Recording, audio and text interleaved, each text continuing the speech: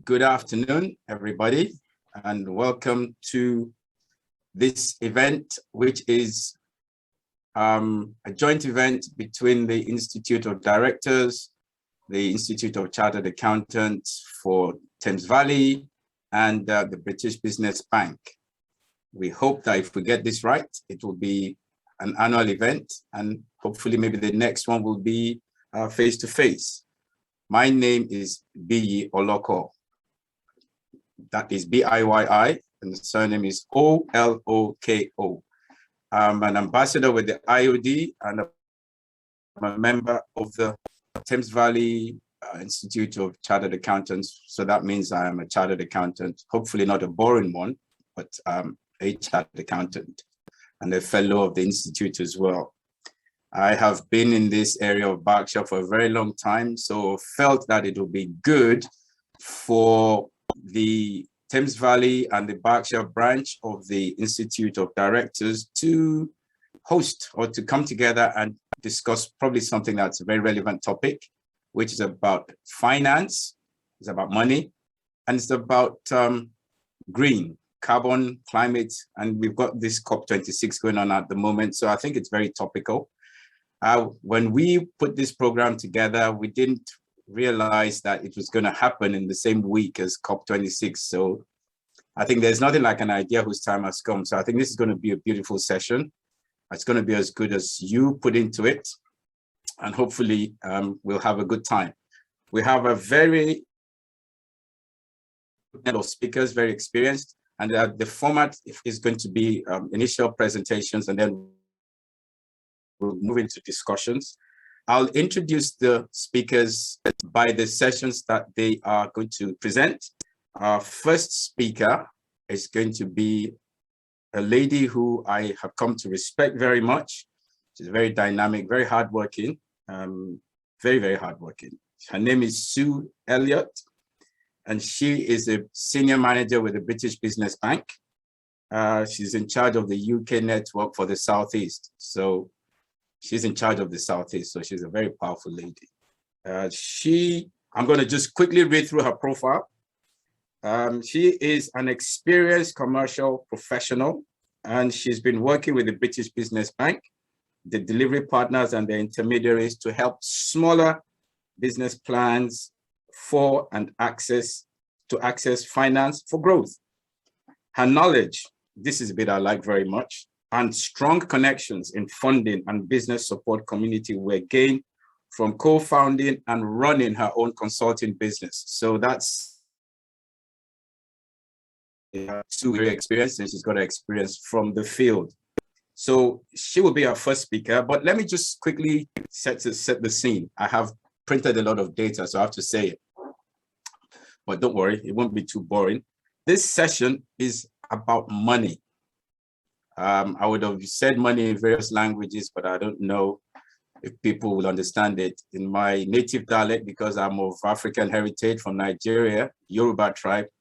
We'll say owo, some people will say cash.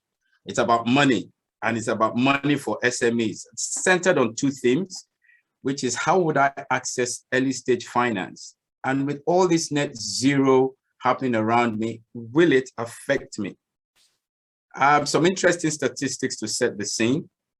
What is now the BIS, Business Enterprise Innovation, and I forget the name now, but it's the Department for Business Innovation and Skills. In 13-14, they put a report together that says 99.3% of the UK private sector are SMEs. And it goes further to say that 96% of all businesses are micro businesses. So that means if you have employees between 0 and 9, that you form 96.3% of all businesses in this country. So this meeting, this gathering is really about us. If you have a business less than 250 employees, that means you're 99% of all the businesses in here. So I think this is going to be a very interesting session. So what this tells me is that, the small businesses are the mainstay of the economy. That's 47% of the turnover comes from small businesses. So I think hopefully we shall have a good session. I will let Sue take us through her presentation is going to be about the British Business Bank. I've always been very curious about the British Business Bank because you don't see it on the high street, but yet it seems to be a bank that's making an impact. But hopefully today we'll have more insights into what the British Business Bank can do for us. And yeah, so over to you, Sue. Please take it away. Need to make sure I'm unmuted. So can you hear me okay? Yeah. Okay, thanks very much, Biyi. I think I first met Biyi about 6 months ago, back in the summer, and lots of things in common. And one of those is the Institute of Directors. And some of you around the room, around the table, might know me from some of the roles I've had in the past in my own business, and also working with the IoD in Berkshire. But right now, since last summer, so for the last 18 months, I've been at the British Business Bank, and I'm one of the field-based regional managers for the UK network team. And we're effectively the eyes and ears out in the field, talking to businesses and the finance community to understand what's happening on the ground for businesses seeking finance, whether that's recovering from the pandemic or taking advantage of opportunities to start up, scale, or grow. In terms of who we are, as Biyi mentioned, the British Business Bank is not so well known, but it has come into its own in the last 18 months or so. Prior to that pandemic, we were sitting behind the scenes to help the finance markets work better for smaller businesses. Since the pandemic, with the advent of bounce back loans and the coronavirus emergency loan funds, we are much more visible to smaller businesses.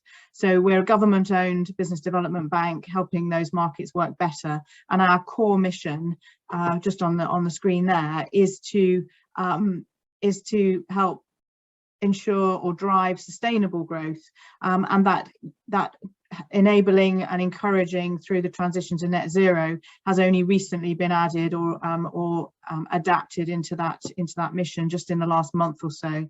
So that's particularly relevant to the discussion that we're having today. So we're primarily a funder of funds, a wholesale bank working alongside our delivery partners, of which there are about 180, including the banks, leasing companies, VC funds, angel networks, fintech companies. So it's through third parties that we're accessing, getting capital and debt and equity capital out there into the business, and operating indirectly allows us to have greater scale. In terms of our objectives, just picking up a few of those on the screen there.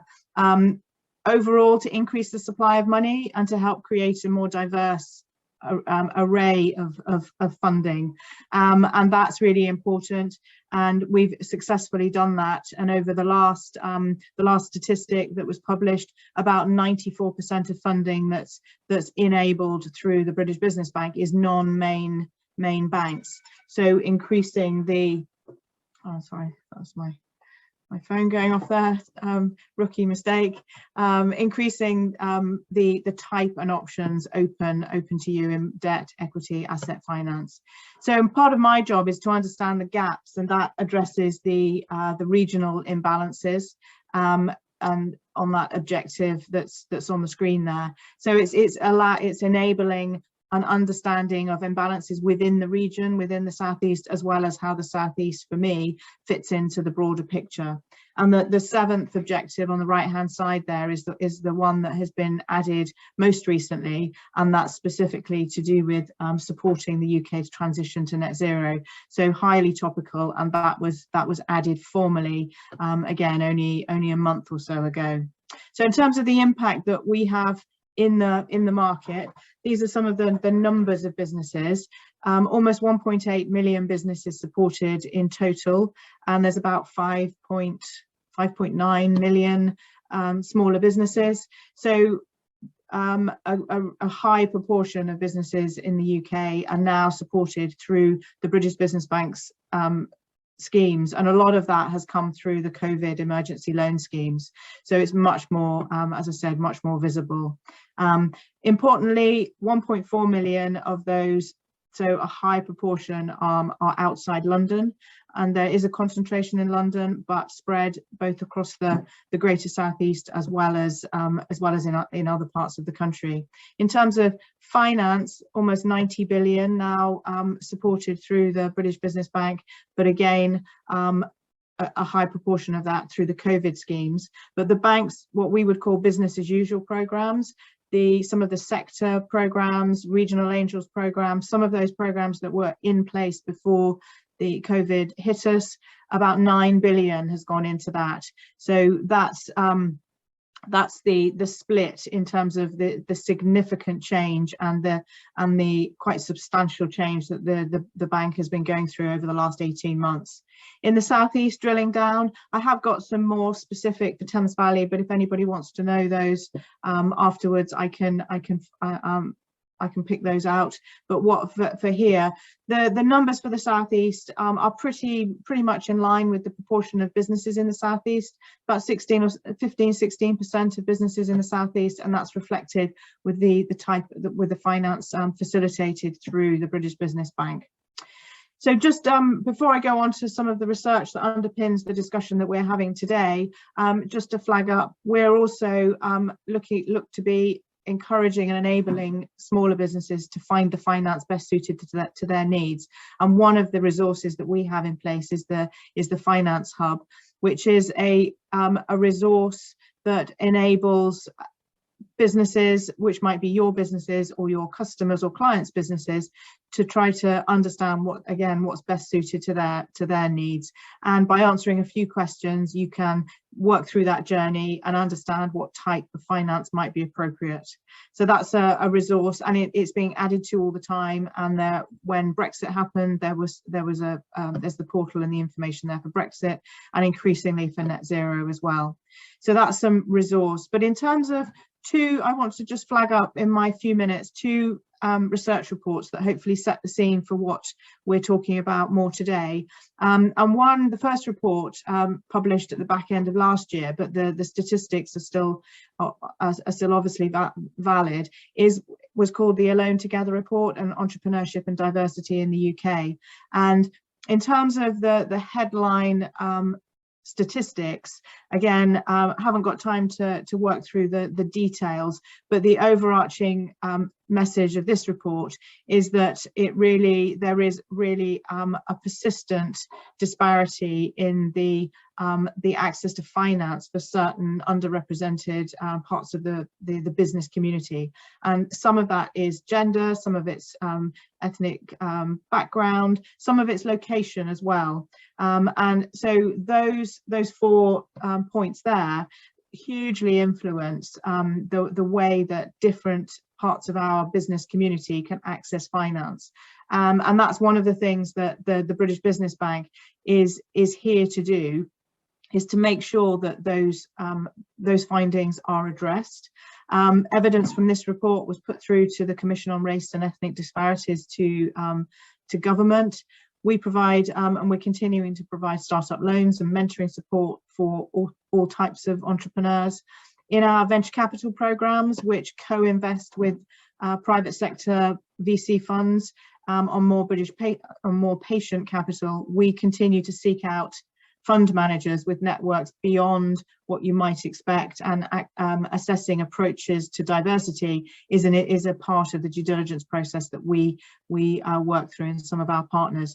So spreading that type of finance is absolutely underpins the work that the British Business Bank do, and we will continue to address those regional imbalances.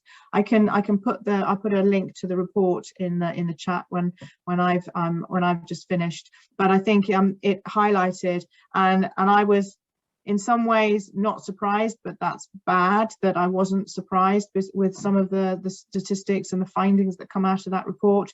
And I think we all have a part to play to make sure that it is easier for all businesses to access the finance, assuming all the prerequisites with a good plan, good solid understanding of where the gains are, where the opportunities are. But with all of those in place, there shouldn't be other barriers to accessing the finance that they need. So hopefully that's particularly pertinent to this conversation.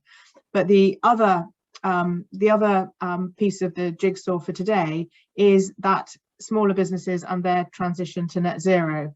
And this report was published more recently, 2 or 3 weeks ago. And in one of the networking meetings that I was at recently, a specialist talking about advising businesses to net zero made the comment, it's simple but not easy in terms of what needs to happen. And I think with that in the back of my mind, that puts this conversation into I suppose into the spotlight, that we understand what needs to happen. And I think that's been talked about that we're hearing at COP26 as well. But in a general sense, smaller businesses account for so much of the business driven emissions, and about 50% of employment, Biyi measure, was it 47% of employment is with smaller businesses. So the smaller business community is absolutely vital as that engine for growth for the UK economy. And with this research report in mind, these few points are really quite enlightening, really, that there's many that are really early on in that transition to a more sustainable operation. We understand awareness is quite mixed, and attitudes about change is mixed as well. And there are lots of barriers to growth, and as you'd expect, then finance is a real enabler to make things happen, but then there's barriers to making those points happen. And a couple of points to pull out of this is, encouragingly, most small businesses say they've taken at least one action to reduce emissions, but on the negative side, some of those are really very small. It might be changing light bulbs, and it needs to be more substantial than that.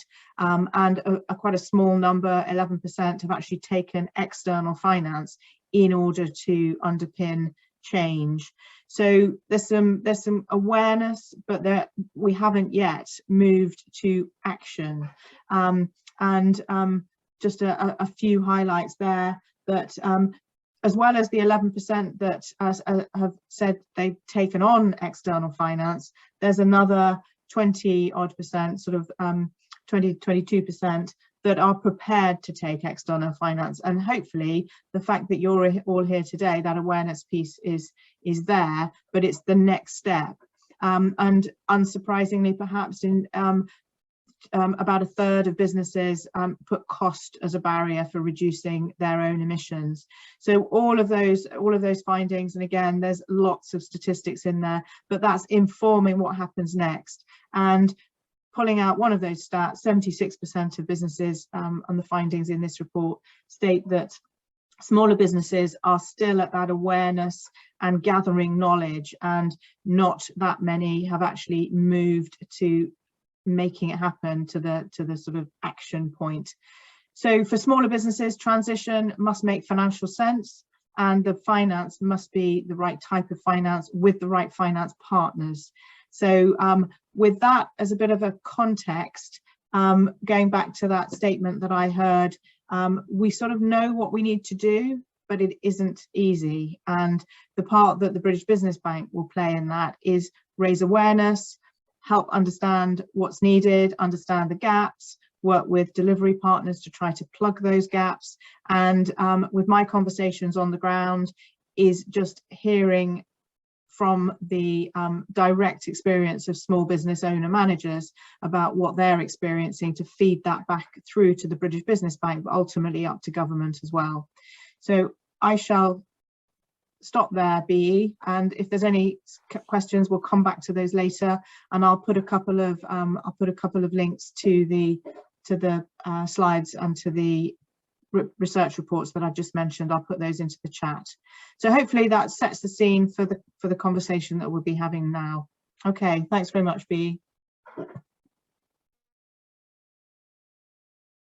Sorry, my internet just threw me out. I don't know, it's probably not used to seeing so many people on the screen, so apologies for that, but this is very, very good. Thank you very much, Sue.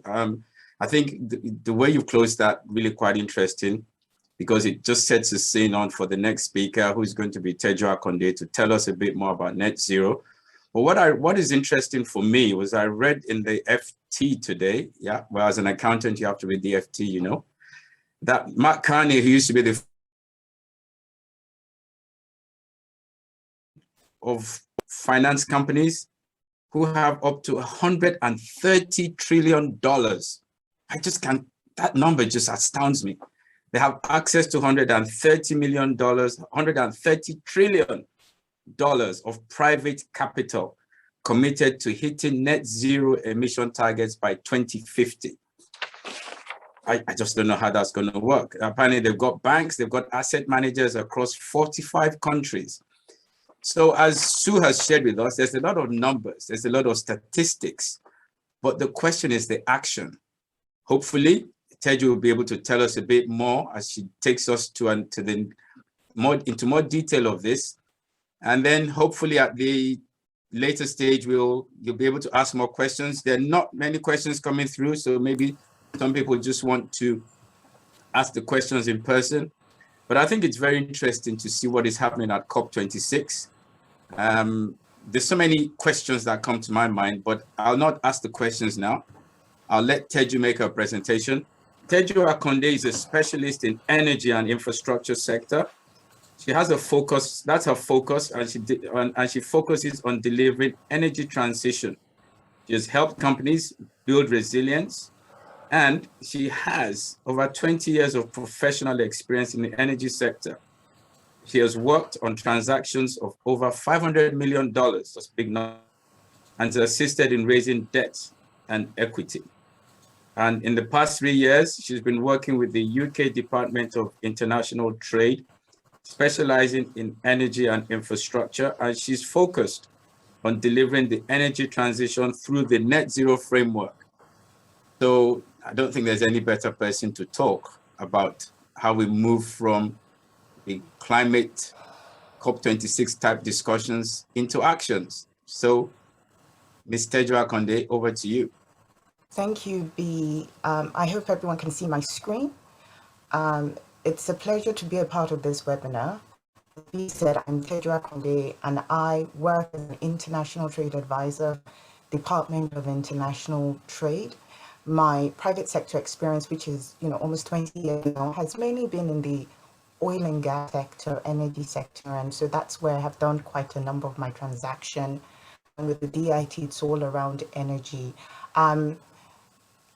My focus is really on helping SMEs be resilient within the context of net zero. So SMEs already have products, or even if they're startups, they've accessed the support that they've needed to build their business, their services or products. But now within the context of net zero, how do they ensure that they remain competitive in this low carbon world?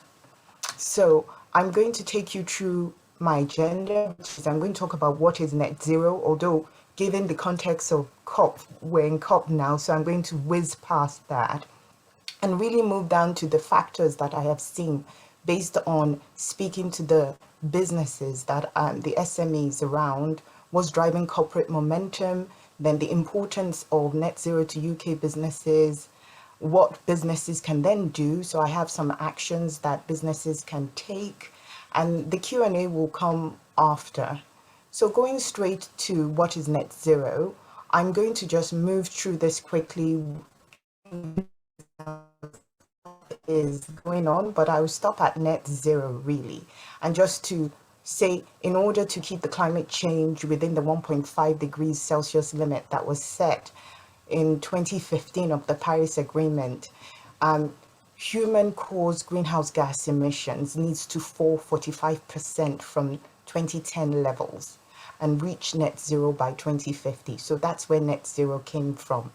It simply means that the amount of emissions we release into the atmosphere is balanced by an equivalent amount taken out from it. We've seen the UK government's response was to commit to a net zero economy by 2050.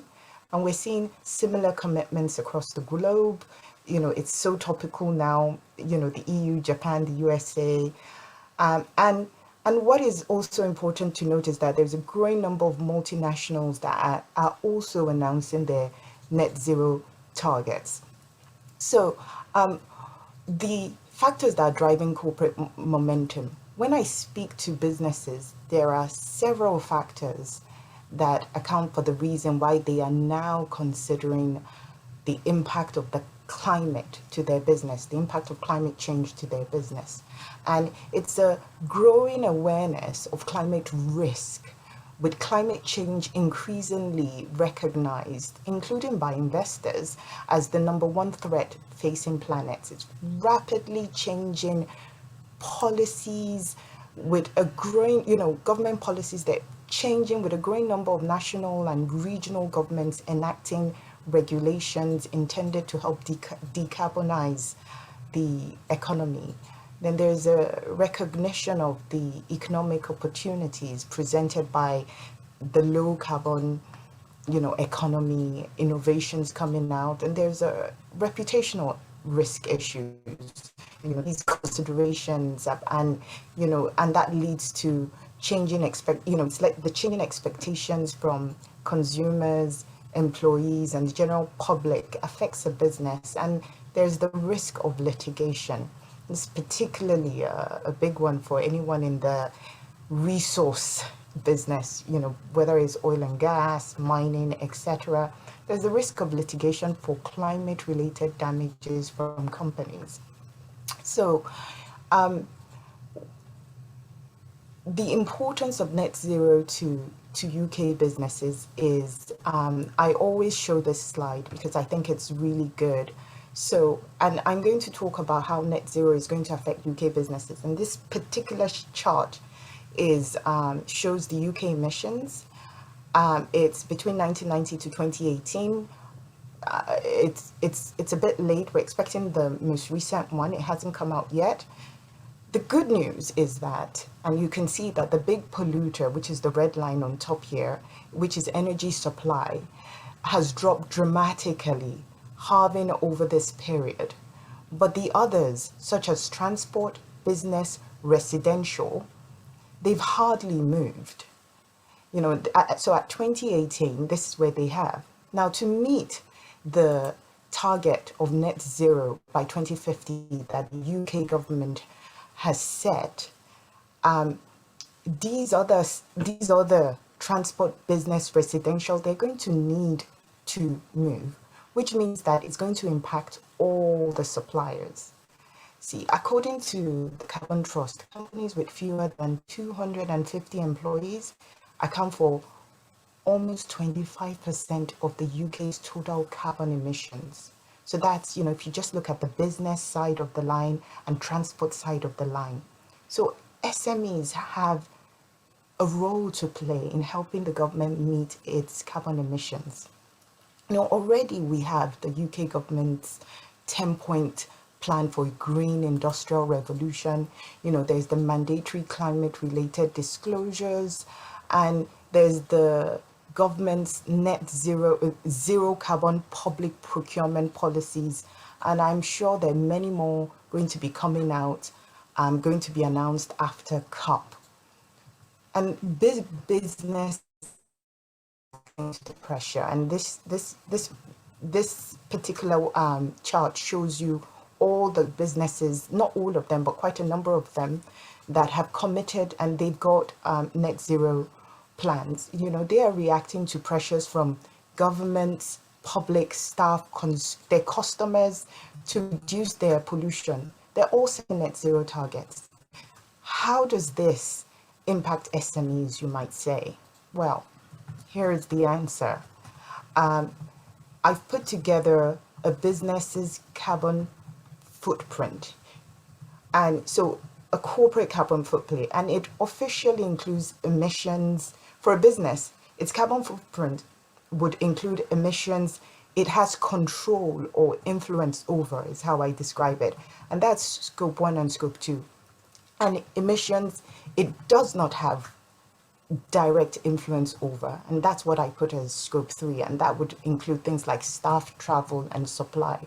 And by scope 1, scope 2, scope 3, I'm using the greenhouse gas protocol, which is the most widely used and international accounting protocol for emissions categories. So if you have a look at this, you can see that businesses that are part of the supply chain of multinational corporations can very quickly work out where they fit right into scope 3 emissions, with circa 75% greenhouse gas emissions in scope 3. It's very quickly apparent that in order for big businesses to meet their net zero targets, they're going to start looking into emissions in their supply chain, the whole value chain, and they will start making buy or don't buy decisions based on the answers they get. In the UK and also internationally, they will have no choice. So the snowball will roll downhill, and it's just best to be prepared. So what can businesses do? I've put together 4 steps to help businesses take proactive and positive action. Firstly, educate yourself. And I guess this also links very nicely to the previous presentation. Understand the impact of climate-related legislation policies on your individual business. Each sector is different. Know your business carbon footprint. What are your barriers? What are the opportunities? And then plan. Now that you've educated yourself, you can put together your own net zero strategy. If you are not proactive in putting together your own net zero strategy and articulating it yourself, somebody else is going to do it on your behalf, and you probably won't like how they spin your story. You can you put together your strategy, the number of initiatives that are free that you can sign up to. So you can sign up to a framework, set your targets, put in place the necessary governance structure and budget. Then you take action. You don't have to be perfect. You start simple, start small. You just need to take action. There's the areas of low-hanging fruit, areas like reducing your energy usage, increasing energy efficiency. They are usually the most cost-effective and straightforward steps that companies can take. And these actions, they affect the bottom line. A report from the International Energy Agency mentioned that 40% of global greenhouse gas emissions can be solved by just businesses affecting energy efficiency action solutions. So 40% of greenhouse gas emissions can just be taken out of this big number by energy efficiency actions. And these are not too, normally they're not overly expensive, and it's something that can be very quickly and easily developed. Right, and then once you've done that, you shout it out. I always tell people, communicate your story, communicate what you're doing, involve your stakeholders, employees, customers. The previous presentation, talked about barriers to minorities accessing finance. They're looking to solve those barriers. But, I would include in that barrier, green credentials. You need to make sure that you know what your stakeholders want in today's world where people, planet, and performance are getting equal say. And so you don't only concentrate on having a fantastic product in the right market at the right price, but you now need to be able to articulate in a measurable way how your company, your product, what you're doing to ensure that you are custodians to this planet.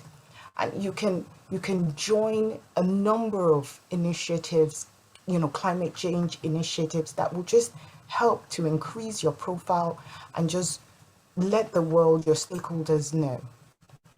So what I then did was that, the journey to net zero for businesses, you go, where do I start? And it can be quite daunting. And so with this in mind, I put together this 9 actions to net zero that businesses can take. And what I always say is that just once you're convinced this is the way you should go, and actually it is, we don't have a choice now. Our government has signed all of us to net zero by 2050, having 50% emissions reductions by 2030. So really, you don't have a choice. Start to a framework. A framework gives accountability, transparency, and credibility, but also there are all these frameworks which you can put on your website already that you've signed up to. The UN Race to Zero campaign is the UK government's net zero framework that they're encouraging SMEs to sign up to, and so the UN Race to Zero campaign is what I would encourage you to have a look at via SME Climate Hub, and it gives you a framework. Once you've signed up to the framework, you can then start the work, find out your carbon footprint. Again, there are numerous free resources available to you. Identify your areas of high emission, set your reductions. Thank you. And then, sorry, I guess you have this, you need to be clear. What is important is you need to be clear on what you measure. You need to set your targets, and you should not, and then once you've set your target, just go for it, implement it and shout it out. And that's it. Thank you. Thank you very much, Teju. Sorry I had to intervene there because we're very short on time because we still want people to come back with some questions. I'm going to move on to the next speaker this is probably going to be more of an interactive session. I should hopefully flow into what more of the plenary session. So the next speaker is Ezechi Britton. He's a founding member of a VC called Impact X. Now, they identified that there was an issue in the financing sector, and they chose to try and address that problem. And they really have moved into the space of supporting the underrepresented entrepreneurs. If you recollect, Sue had shared with us some of those, shared with us our concerns around those areas and the need for that to improve. I also note that Mr. Matthew Harris has asked a question around the diversity, whether it included neurodiversity and disability. And I think these are all part of the issues that hopefully we will touch upon today, but I don't specifically know what the answer to that question is, but what in essence is that you cannot monitor what you haven't measured.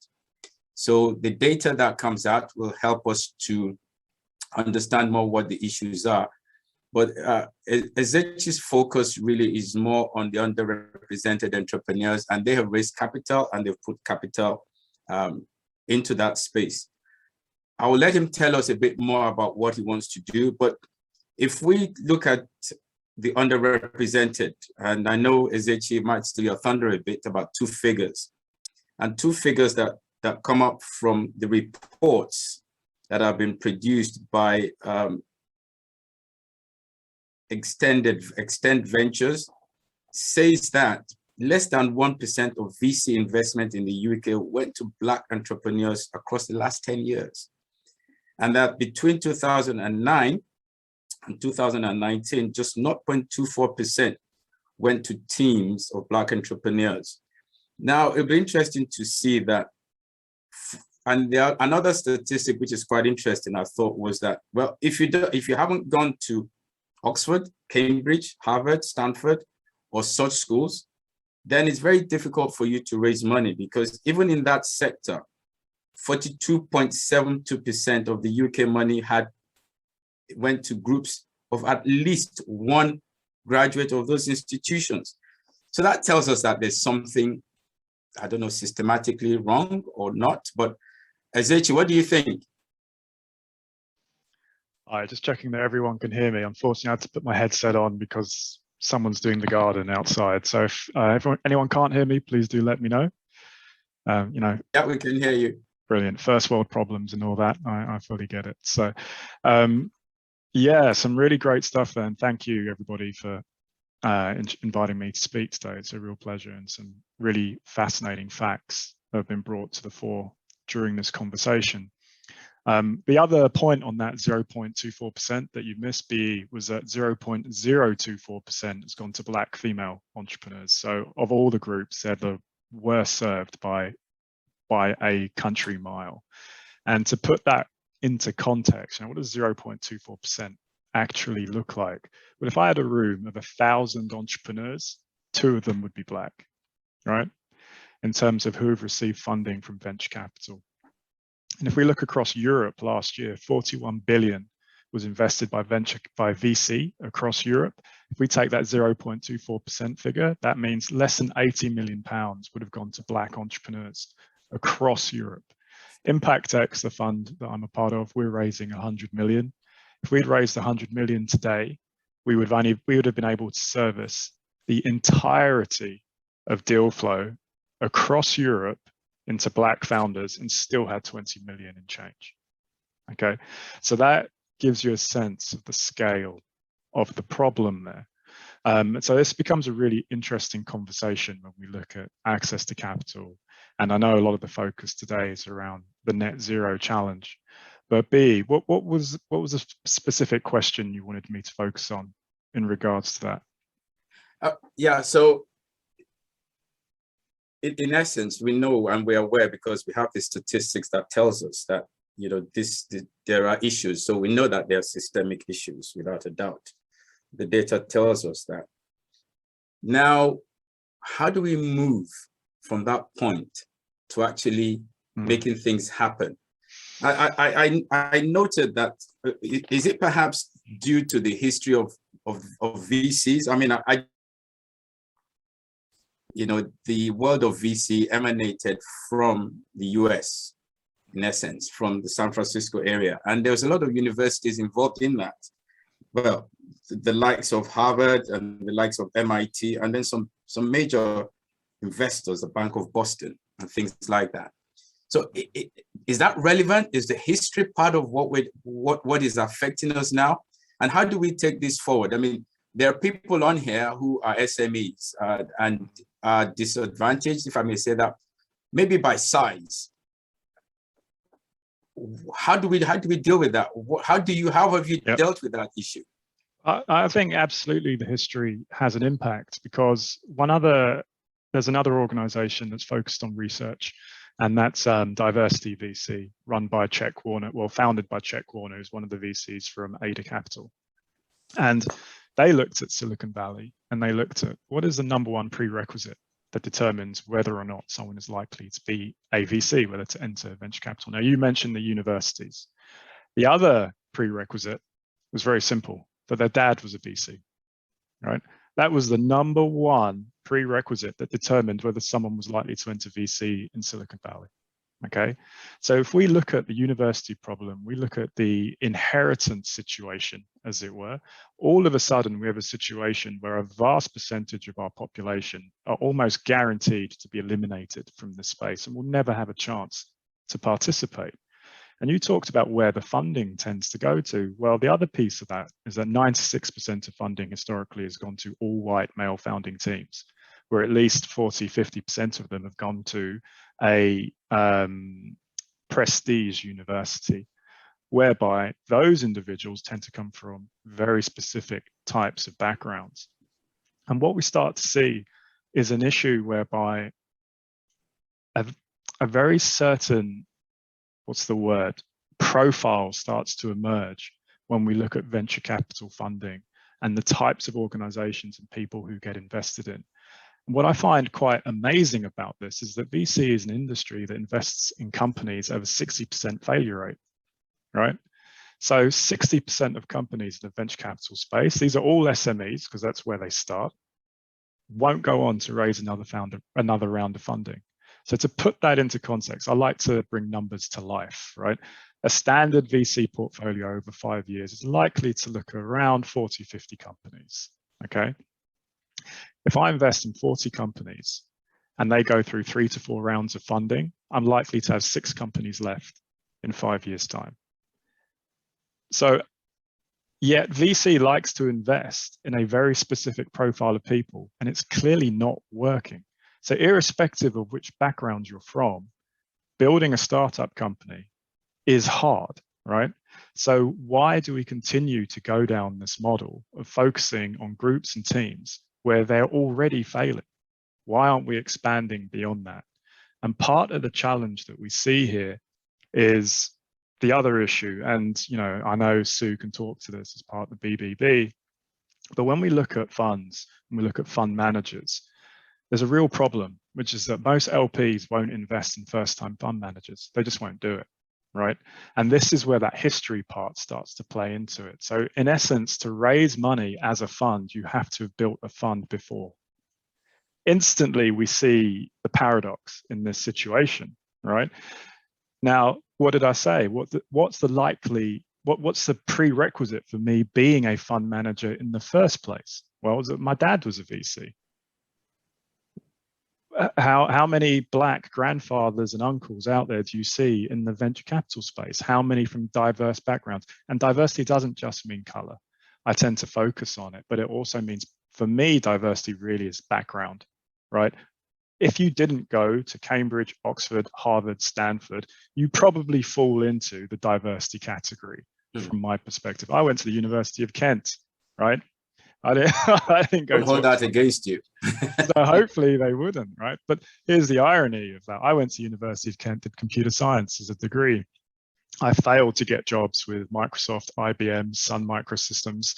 And yet now, as a venture capitalist and someone who's built a company that raised over 200 million, I'm a venture partner with Microsoft, with IBM, and a bunch of these different companies, right?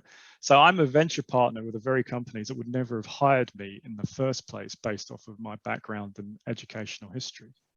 So there is a huge problem that we have, which is there's a certain status quo that we target, which clearly doesn't work, right? And yet we're not able to move outside of that. Now, if that's not a systemic problem, I don't know what is.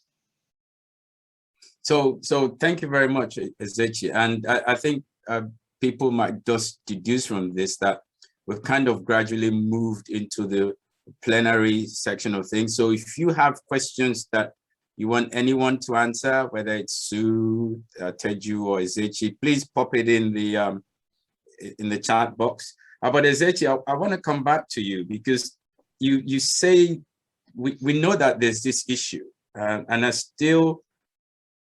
there's a lot of movement, or there's a lot of statistics that reflects that. If you look at the numbers that I shared initially, that says there's 99% of the SMEs, 99% of private sector is SMEs. I was hoping that we'd get a sense of attendees today in terms of the type of businesses, but I think I recognize a few names. So I think most people, at least from the names that I've seen here, are mostly SMEs. I think Michael Cooper, he works for government, so he's in a different league. But so in essence, what does this mean for us? I mean, does this mean that we're kind of consigned to this challenging environment, especially now that you layer on this net zero on it? What actual steps can we take in this regard? And maybe the question is for Sue, as the British Business Bank. And I know it's an area of concern because she's also had real experience of startups. Sue, what do you think? Well, I think it takes everybody to change things, and we all have a part to play. And I think it is not easy. I mentioned about it in the research findings. It is not easy, and that social capital that you've just mentioned, whether it's your business networks or your social network, that has been highlighted as a specific challenge for those who are more successful. But how do you break into that? Because it is a bit chicken and egg, to quote an obvious cliche. And as Ezechi just mentioned, you know, if you're not in the networks, how do you know the people who've got the money, but you can't get into the networks? So the whole thing goes round and round. So the part that we can potentially play is to just try to open up those networks, and that's a role to an extent. And I have to say that because there is a resource. I cover the whole of the Southeast. There are other colleagues who work on other programs within the bank, but making connections and making sure that panels and discussion groups are representative. That's a part that we can play. Just last week, I hosted a roundtable discussion following on from another report about the regions and nations in the UK and the different issues there are in angel networks and other funding. And it probably needed to be more representative. But sometimes, I mean, the panel that you've convened here, I think gets that ball rolling, and the part, is great that I can then connect up with new people, and Ezechi and I will continue this dialogue because we didn't know each other, and I've sometimes struggled to get into the right networks, and that's a very broad statement. So it's not a specific answer, Biyi, but it's just trying to, and I think Teju, you mentioned that about what businesses can do. It's trying to start somewhere and take what we all might regard in business terms as the low-hanging fruit. Do the stuff that's easiest. There is a big long tail of businesses that need to make changes, whether it's in terms of addressing disadvantage or underrepresentation. But if we can do the stuff that is easier, that then builds that momentum and just gets that ball rolling. It's not easy. There's no, I hear that there's no easy answer. I mean, this is for me, this is a very good discussion. Unfortunately, time is going to be against us, but hopefully we can carry on this at a later stage. But I saw Matthew Harris on the panel somewhere, because I know he's doing some work with the Berkshire Growth Hub. Matthew, are you there? Is he still there? Can't find him. I think he's dropped off, Biyi, because he's got a business meeting. He's dropped off. Oh, right. That's because he could have had something to say for us. But there's a question that's come in here. Is it possible, and the question has come from Sebastian, saying that, is it possible to get finance with a good idea with zero money to start with, especially as net zero might not be cash flow possible? Is it possible? I can certainly answer an aspect to that question, because bear in mind, there's so many different types of financing as well. And we should be clear, venture capital is a niche form of financing, okay? Yeah. It's not suitable for everyone, and it also can't finance everybody. Even our organization, I have a pipeline of over 1,500 companies that we've built over the last 2.5 years, and a aggregate demand for funding of over £1.5 billion within that. So even if I raise my fund today, I could only invest in less than 5% of that entire pipeline. But it's just the reality of the situation. And so from that, we then have to try and pick the winners, even within the sector that we're focused on, which is underrepresentation. So it's a massive problem. And most funds invest based purely off of network and introduction. I've participated in a few investment committees with a few funds, and the key question that comes up is, how did we know about this deal? Who referred this to us? Who else is going to be participating? And it's all about those optics and metrics around the network. It really is. There's two things that matter: network and sales, right? Who can create those leads, and who can get the people around the table? But trying to get finance with a good idea with zero money is extremely difficult. And unfortunately, we're constantly bombarded by stories of these founders who've done X, Y, Z and raised all this money off the back of a PowerPoint presentation. Can it happen? Yes, it can. But usually it's because that founder has got a very well-connected background or has launched businesses before. Elon Musk can start a business tomorrow off the back of an idea. He could do it off the back of a tweet, right? Because of his expertise and his experience and what he's done in his track record. For most of us, that's simply impossible. The number one thing that people look at for us will be track record in terms of traction, sales, revenue generation. Now, this becomes a problem for SaaS businesses, particularly SMEs focused on the technology space, because of that capital requirement to get rolling and the time it takes to generate revenue.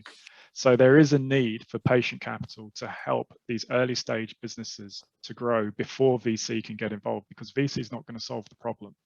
And that's something that needs to be made clear. And startup loans are great, but for a lot of these businesses, it doesn't work because they're not generating enough revenue at this early stage to cover the loan repayment or even to qualify for it. You have the likes of UKRI who will do grants and the rest of it, but even trying to qualify there is really difficult. So there's some major challenges, and fundamentally it will come down to the angel networks, friends and family to invest. But I guarantee you, someone from, Stratford will have a very different friends and family network to someone from Cambridge. So this all starts to, again, add into that social capital problem. And this is where organizations like BBB, and I hate to call you out for this, but need to start cornerstoning funds like ours and other funds that focus on those early stages as well, to give them the backing to start investing in these organizations. Because you mentioned network, and I hear this all the time, the pipeline doesn't exist, I've got 1,500 companies in my pipeline, and all we did was put our hand up over the last 2.5 years. Okay, sorry, Ezechi, I have to dive in. I think because I really would like us to close on time, because I'm a stickler for time. No problem. Sue's a very good listener. Like I said, she's a lady that in the past 6 months I've come to respect, a lot. She's put a lot of effort into expanding the footprint and knowledge of British Business Bank. So I'm sure she will be willing to listen to how she can really take this forward. I mean, when I first met Sue, there was no information about a British Business Bank hadn't even started any data gathering on diversity or even net zero. And here we have statistics that have been drawn by them. So, and she's also talked about patient capital, which they have access to, which I'm hoping that we can take advantage of. This is a network group. There were 34, it's kind of dropped down to about 25. So this is a network group. I believe we're going to be sharing the slides and the recording of this with those who have attended. Is that right? Emily, Julie, is that correct? Yeah, that is correct. Right. So that's it. This is a networking group. So, I mean, if we want to exchange information, we should feel free to do so. If we were all in a room, we'd have exchanged business cards, we'd have a discussion. If there was alcohol, we'll have a few glasses and then loosen up a bit. So let us take advantage of this kind of opportunities to expand our network. I want to take this opportunity to thank I also want to make sure that we've covered all the questions. I think most of the questions were really around whether they will get a copy of this presentation. And I think the short answer to that is yes, it's going to be coming out. To the extent that you've given us your email address, you will receive a copy of this. And I think James Shand also asked for a link to the framework, which is the net zero framework that Teju talked about. There's an interesting comment from Stuart about racism has been an internationally designed by whites to control the national. Well, we can debate this till the cows come home, but we look forward to having more interactions of like this. I think I want to thank everyone who's attended this session and stayed. We weren't sure how many people will stay till the end, so to actually have 25 still live, whether you're listening or not, you just put us on camera. If it's possible, then if we can take what you call the standard Zoom picture, that would be good. I want to thank Juliet, Julie, and Emily. They are the powers behind making this happen. They made sure that the internet worked, that the Zoom worked, that our screens worked, and the presentations flowed. So I think we should all say a big thank you to them, and variably to the Institute of Directors and the Institute of Chartered Accountants of England and Wales, which is the Berkshire branch and the Thames Valley branch, and of course the British Business Bank Southeast, for their time, and to all of us for making time to be on here. I hope it was useful. I certainly found it very useful. I think there's no lost information. It's a question from here on in. So have a wonderful afternoon all, and see you soon.